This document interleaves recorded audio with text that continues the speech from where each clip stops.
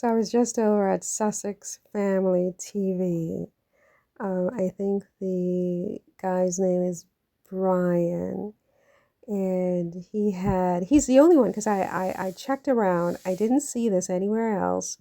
I don't know how he got this, where he found it, but it's breaking news apparently that Samantha Markle Grant Rasmussen, because Samantha has many different last names. And as Brian points out, she changed her name back to Markle, her maiden name, after Meghan started to date Harry. Prior to that, apparently she's had two marriages or something like that. Lucky girl. And she has been using her married name, but after Meghan and Harry started dating and that became public, she apparently changed her name back to Markle, I guess, in an effort to align herself with Meghan, which is very, very interesting because I think it came up in the lawsuit Samantha filed against Meghan for defamation. And Meghan alleged this, that, her half sibling changed her name just for that reason, to align herself with her.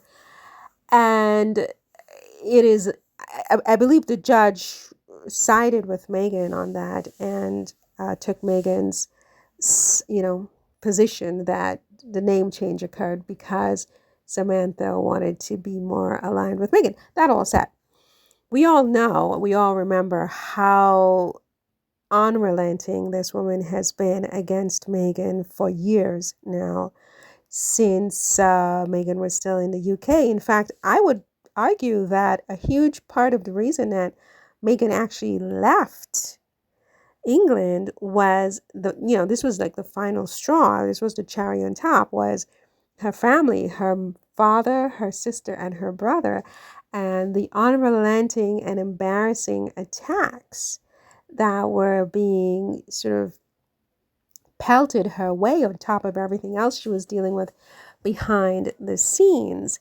And apparently, and according to Brian, I did not know this, one of Prince William's honchos, this guy named Jason Knopf, who was Prince William's right-hand man, I believe, was in direct contact with Thomas Markle Sr., Meghan's biological parent. And so if that is true, and I don't know it to be true, I mean, this is what Brian said. I have no proof that this is true. But if indeed it is true that Thomas Markle had, a phone number for Jason Knopf, for God's sake, Jason Knopf, who is the right hand of Prince William, it would clearly suggest that Prince William has been behind these unrelenting attacks on Meghan by her family members, in particular her father, which actually would be kind of like a whole other level of slime. That would be a whole other level of slime if that's true on William's part. I mean, William is not that much of a slime ball. I can't even, I mean, wow, if that's true, right? But that all said, what is very interesting about this whole thing is the fact that Samantha is being sued by a credit card company. So she's a defendant in this case, by a credit card company who alleges that she owes $3,000, or, less than $4,000, which was really, really bizarre to me. I mean, this woman has made so much money. I thought, with all of the public appearances, she was on a show at one point in the UK with this guy, Dan Wooten. She has written a book, Princess Pushy and whatever. She has made all these appearances. I thought she was making hundreds of thousands of dollars. And she also has this massive case, this massive appeal. And I know for a fact that appeals are very expensive. I mean, they're even more expensive than just a regular case. And so she's been pushing this appeal and pushing this appeal for years. I mean, she's like appealing a case that is not winnable, which means that she has money from somewhere to pay the lawyers to do this, right? I mean, this is big money. I mean, tens of thousands of dollars at a minimum. And if Brian is correct, I mean, she can't pay $3,000 to a credit card company. This really doesn't make any sense.